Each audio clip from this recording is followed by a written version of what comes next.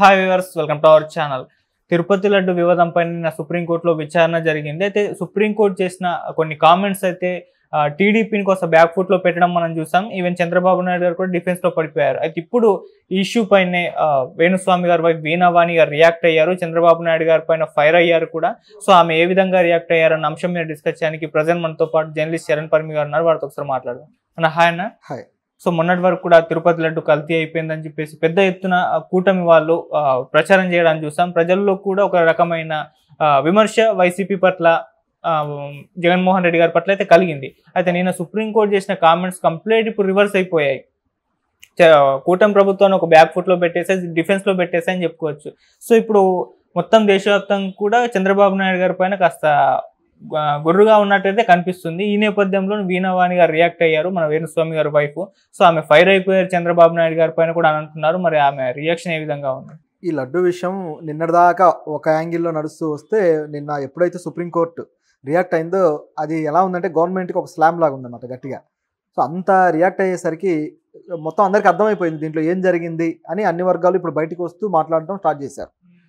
చూస్తే సుప్రీంకోర్టు ఎప్పుడైతే కొన్ని ప్రశ్నలు సంధించిందో ఆ ప్రశ్నలు ఇండివిజువల్ ఛానల్స్లో కావచ్చు, అలాగే కొన్ని న్యూట్రల్ పత్రికల్లో కావచ్చు, ఇవన్నీ వచ్చాయి. ఆల్రెడీ అనేక పత్రికల్లో రాశారు. అయితే సుప్రీంకోర్టు మాట్లాడిన తర్వాత బహిరంగంగా మాట్లాడడానికి ఇప్పుడు ధైర్యం చేయగలుగుతున్నారు ఎవరైనా. అందులో మనం ఊహించకుండా ఇప్పుడు సడన్గా వేణుస్వామి గారి వైఫ్ వచ్చారు, వీణావాణి గారు. ఆవిడ మామూలుగా చూసుకుంటే ఈ మధ్య కాలంలో బాగా అగ్రెసివ్గా రియాక్ట్ అవుతూ వస్తున్నారు. నిజానికి తన భర్త మీద ఏవైతే విమర్శలు వచ్చాయో, సినిమా ఇండస్ట్రీ వాళ్ళకి సంబంధించిన వ్యాఖ్యల్లో ఆయన తప్పుపట్టడం కావచ్చు, ఫిలిం ఛాంబర్ ఆయన మీద కంప్లైంట్ చేయడం కావచ్చు, ఇటువంటి సందర్భం వచ్చినప్పుడు ఆవిడ చాలా ఫైర్ అయిపోయారు. నిజం చెప్పాలంటే ఫిలిం జర్నలిస్ట్ అని ఒక రకంగా దునుమాడారు. అంటే మీరు వాళ్ళ మీద గాసిపులు పుట్టించి రాస్తే అదేమో సరైంది, మేము చెప్తే తప్ప అన్నట్లుగా రకరకాలుగా. అయితే ఈ ఇష్యూలో ఈవిడ రియాక్ట్ అవుతుందని ఎవరు ఎక్స్పెక్ట్ చేయాలి. నిజానికి వేణుస్వామి రియాక్ట్ అవుతాడు అన్నట్లుగా ఉంది మామూలుగా. అయితే ఆయన కూడా అవుతాడో తెలియదు, సెలబ్రిటీల మీద అవుతుంటాడు. కానీ ఈ టాపిక్ భక్తికి సంబంధించింది, ఆధ్యాత్మికతకు సంబంధించింది కాబట్టి అయితే వేణుస్వామి అవ్వాలి. కానీ అలా కాకుండా ఆయన వైఫ్ అవడం విచిత్రం. అయితే ఆవిడ చెప్పిన మాటలు కూడా ఆశ్చర్యకరంగా ఉన్నాయి. ఎందుకంటే అంత సెన్సిబుల్గా ఆవిడ మాట్లాడింది. నిజానికి గతంలో మాట్లాడిన మాటలకి ఇప్పుడు కొద్దిగా తేడా ఉంది. మాట్లాడిన మాటలు చాలా ఇంట్రెస్టింగ్గా కూడా ఉన్నాయి. అదేంటంటే కోర్టు ఏమైతే ప్రశ్నలు అడిగిందో అసలు దానికి ప్రూఫ్లు ఉన్నాయా, లడ్డు కరెక్ట్గా కల్తీ అయిందని చెప్పి మీరు ఏ విధంగా చెప్పగలరు, ఎందుకు ప్రజల మధ్యకు తీసుకొచ్చారు దీన్ని, మీరు ఆల్రెడీ ల్యాబ్ రిపోర్టుకు పంపించినప్పుడు ఎందుకని మీ దగ్గర ప్రూఫ్లు సంపాదిస్తున్నారు, సిట్టు వేశారు, ఇవన్నీ జరుగుతూ ఉండగా మీడియా ముందు చెప్పాల్సిన అవసరం ఎందుకు వచ్చింది మీకు అని చెప్పేసి సమాధానాలు కూడా ఇవ్వలేని ప్రశ్నలు అడిగింది. ఇలా అడుగుతూ ఉండడంతో దేశవ్యాప్తంగా ఇప్పుడు ఈ టాపిక్ జాతీయ మీడియా ఛానల్స్లో కూడా బాగా వైరల్ అయ్యాక ఇప్పుడు ఒక హ్యాష్ ట్యాగ్ ట్రెండింగ్ అవుతుంది. సీఎం సారీ చెప్పాలి అని చెప్పేసి, సీఎం చంద్రబాబు నాయుడు గారు ప్రజలకు సారీ చెప్పాలి అని చెప్పేసి ఒక హ్యాష్ ట్యాగ్ ట్రెండింగ్ అవుతుంది జాతీయ స్థాయిలో. ఈరోజు కావాలంటే సోషల్ మీడియాలో చూడొచ్చు. ఎందుకు ఈ స్థాయిలో అవుతుందంటే ప్రజలందరికీ కూడా సుప్రీంకోర్టు జాతీయ స్థాయి ఇది ఒక కోర్టు కాబట్టి అది మాట్లాడేది అందరికీ రీచ్ అయింది. మన రాష్ట్రంలో ఏం జరుగుతుంది అనేది, ఆ లడ్డు కల్తీ అనేది ఆ 2 రోజులు సెన్సేషన్ అయింది. కానీ దీంట్లో ఉన్న రాజకీయ పరిణామాలన్నీ గమనించిన తర్వాత ఎవరైతే హిందీ మీడియా కావచ్చు, లేకపోతే నేషనల్ మీడియా కావచ్చు, సైలెంట్ అయిపోయారు. ఎప్పుడైతే సుప్రీంకోర్టు మాట్లాడిందో అందరికీ అది రీచ్ అయిపోయి దాంట్లో ఉన్న అవకతవకలు ఏంటని అందరూ కూడా అవేర్నెస్ వచ్చి మాట్లాడడం మొదలెట్టారు. దీని విషయంలో ప్రభుత్వం ఒక గేమ్ ఆడింది అని చెప్పేసి ఇప్పుడు ప్రజల అభిప్రాయం. అదే అభిప్రాయంలో ఈవిడ రియాక్ట్ అయ్యారు, వేణుస్వామి గారి వైఫ్. ఆవిడేమన్నారంటే అసలు మమ్మల్ని ఎంత కంగారు పెట్టారు, ఎంత మానసికంగా హింస పెట్టారు భక్తులని, అంటే భక్తులందరి తరపున ఒకరు తప్పుచుకొని ఆవిడ మాట్లాడారు. ఇంత పండితులు కావచ్చు, బ్రాహ్మణులు కావచ్చు, అలాగే ప్రవచనకర్తలు కావచ్చు, అనేక మంది ప్రవచనకర్తలు కూడా దీని మీద సెటర్లు వేశారు. ఓకే, అపచారం అని చెప్పేసి రకరకాలుగా.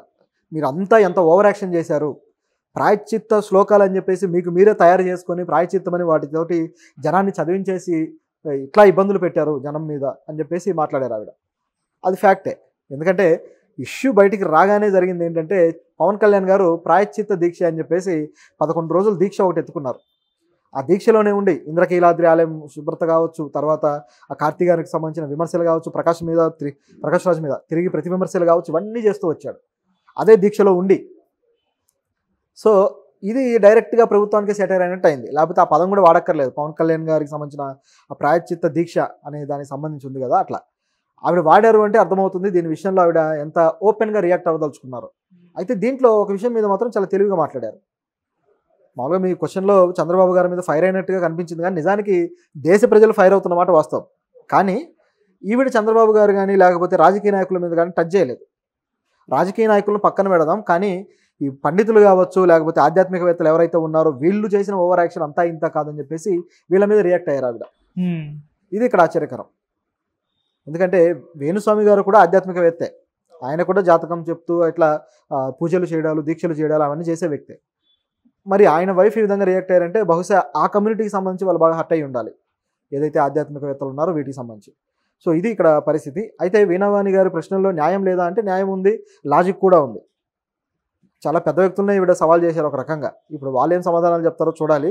బహుశా ఇది ఇంకొద్దిగా ముందుకు వెళ్ళే అవకాశం అయితే ఉంది ఈ టాపిక్. ఎందుకంటే ఒకవేళ వేణుస్వామి రియాక్ట్ అయితే అది నెగిటివ్గా వెళ్ళేదేమో, దాన్ని కూడా విమర్శలు చేస్తూ లేకపోతే సోషల్ మీడియాలో ట్రోల్ చేయడం చేసేవాళ్ళు. ఇప్పుడు ఈవిడ మాట్లాడేసరికి అది కొంచెం తటస్థంగా ఉన్న వ్యక్తి మాట్లాడినట్టు ఉంటుంది కాబట్టి, ప్రజల్లోంచి వచ్చిన వ్యక్తి మాట్లాడినట్టు ఉంటుంది కాబట్టి దానికంటూ ఒక వ్యాలిడేషన్ వస్తుంది. ఆ విధంగా ఆవిడ ప్రశ్నలు ఉన్నాయి. సో ఇప్పుడు మన మీడియాలో కూడా గమనిస్తే ఒక బ్యాలెన్స్ వచ్చింది. మీరు చూడొచ్చు, ఏ మీడియా వార్తలైనా సరే ఆ బ్యాలెన్స్ కనిపిస్తూ వస్తుంది. ప్రభుత్వం ఇంకా డిఫెన్స్లో పడిపోయింది. ఇప్పుడు సుప్రీంకోర్టు కూడా ప్రభుత్వం నుంచి రిటర్న్ పిటిషన్ ఆదేశిస్తే వీళ్ళు ఇప్పుడు మళ్ళీ తిరిగి పిటిషన్ వేసి దాని మీద తదుపరి విచారణ కోసం రెడీ అవ్వాలి. అది ఏం జరుగుతుందో చూడాలి. ఈలోపే ప్రభుత్వం అయితే దీనికి సమాధానం చెప్పుకోలేక కాస్త ఇబ్బందులు పడుతుందన్నమాట వాస్తవం. ఓకే, మరి ఇప్పుడు చంద్రబాబు నాయుడు గారు అంటే క్షమాపణ చెప్పాలని చెప్పేసి ట్విట్టర్లో ట్రెండింగ్ అవుతుంది కదా, ఆయన చెప్పే అవకాశం మనకు అనిపిస్తుంది. అని చెప్తే కూడా ఆయన ఒప్పుకోవాల్సి వస్తుంది, నేనేమైనా తప్పు చెప్పానని చెప్పేసి. మరి అటువంటిది చేస్తారో చేయరా? అది చేసే అవకాశం లేదు. ఎందుకంటే ఆయనకు తెలుసు దీంట్లో ఏం జరిగిందో. కోర్టు అదే అడిగింది కదా, 2 నెలల క్రితం రిపోర్ట్ వస్తే ఇప్పటిదాకా మీరు ఎందుకు దాచిపెట్టి జనాల మనోభావాలతో ఆడుకున్నారు అని చెప్పి ప్రశ్నించారు. దానికి సమాధానం లేదు. ఇప్పుడే సడన్గా ఎందుకు తెచ్చారు, పోనీ తెచ్చారే అనుకోండి, మీ విచారణలో మీరు చేసుకోకుండా, మీరు సెకండ్ ఒపీనియన్ ల్యాబ్ రిపోర్ట్కి వెళ్లకుండా అసలు మీడియా ముందు ఎందుకు చెప్పారని అడుగుతున్నారు. అంటే దీన్ని బట్టి అర్థం చేసుకోవాల్సింది ఏంటి, వీళ్ళు ఒక స్ట్రాటజికల్గా దీన్ని పొలిటికల్ ఇష్యూగా మార్చడానికి ప్రయత్నించారు అనేది మనం అర్థం చేసుకోవాలి. కాబట్టి ఈ ఇష్యూని వాళ్ళే రైజ్ చేశారు, వాళ్ళే తెలివిగా బిహేవ్ చేశారు కాబట్టి, ఆవేశంగా మాట్లాడింది కూడా కాదు కాబట్టి, ఇప్పుడు చంద్రబాబు గారు ఏదో తప్పు తెలుసుకొని సారీ చెప్తారని ఎక్స్పెక్ట్ చేయడం అనేది ఏమాత్రం జరగదు.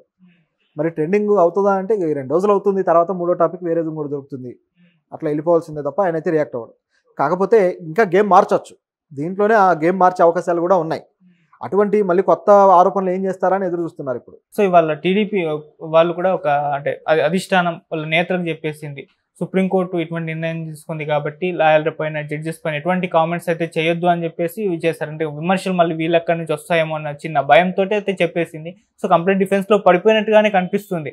మరి ఎటువంటి వ్యూహంతో మరి ఇప్పుడు చంద్రబాబు నాయుడు గారు నెక్స్ట్ ప్లాన్ ఏమో అయి ఉంటుంది ఆయన? ఇప్పుడు దాని మీద ప్లాన్ అంటే వీళ్ళు రివ్యూ పిటిషన్ అనేది మళ్ళీ వేయాల్సి ఉంటుంది. కౌంటర్ పిటిషన్ వేసిన తర్వాత దాంట్లో సెకండ్ ఒపీనియన్ తీసుకుని ఆ ల్యాబ్ రిపోర్ట్లు కూడా పెడితే తప్ప కోర్టు దాన్ని కన్సిడర్ చేయదు వీళ్ళ ఆరోపణలని.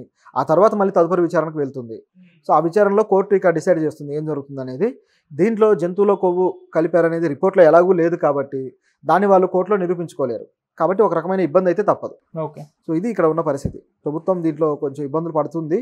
ఈలోపే మరొక అంశాన్ని తెర మీదకు తెచ్చారు. అదేంటంటే జగన్ గారి మతాన్ని తెర మీదకి తెచ్చి డిక్లరేషన్ ఇస్తారా ఇవ్వరా అనేది రగడ జరుగుతుంది. దీన్ని ఇంకొంచెం పెద్ద చేయబోతున్నారు. దాంట్లో పుష్కలంగా వీళ్ళకి అవకాశాలు కూడా దొరికాయి కాబట్టి ఇటువంటి యాంగిల్లో వెళ్ళే అవకాశం అయితే ఉంది. ఆల్రెడీ ఈరోజు చూస్తే షారుఖ్ ఖాన్ గతంలో దర్శించినప్పుడు ఆయన డిక్లరేషన్ ఇచ్చిన ఫామ్ ఇప్పుడు వైరల్ చేస్తున్నారు. అంటే షారుఖ్ ఖాన్ లాంటి వ్యక్తి, బాలీవుడ్ వ్యక్తి ఇక్కడికి వచ్చి దర్శించుకొని ఆయనే డిక్లరేషన్ ఇచ్చారు, మీకేంటి అనేది ఇక్కడ ఉన్న ప్రశ్న. మన రాష్ట్ర సీఎం మీరు గతంలో కూడా అనేక సార్లు వెళ్ళున్నారు కదా అని.